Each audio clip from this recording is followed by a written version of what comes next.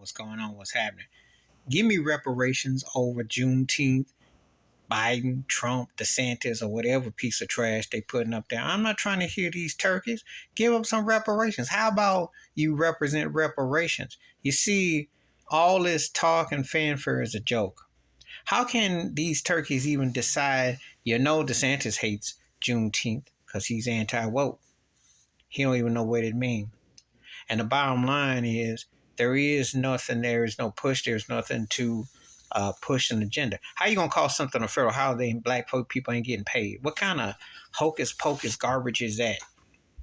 Yes, I'm all about reparations. If you waste your time voting, you're losing. If you waste your time voting, you're supporting this agenda which keeps the slave plantation alive, because that's all it is. And if you think I'm lying, the Electoral College thing is tied to the slave masters. That's how they kept a record of who was on their property. So they still operating in Jim Crowism, okay? Or even before Jim Crow had a name, they're operating at the good old boy system. Why waste your time? Why would you tolerate that slave mindset? Voting for what? There is nothing to vote for.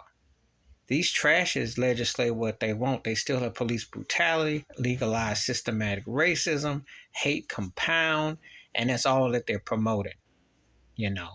Donald Trump should be locked all the way under. Joe Biden should get a friendly cell, okay?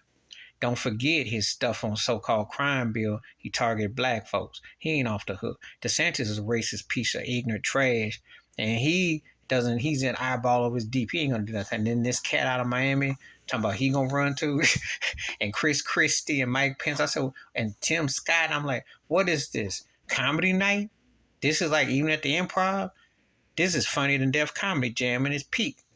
These turkeys could line up, and Bernie Mac and Robin Harris with barbecue chicken these turkeys up. This is hilarious. This is the best they got.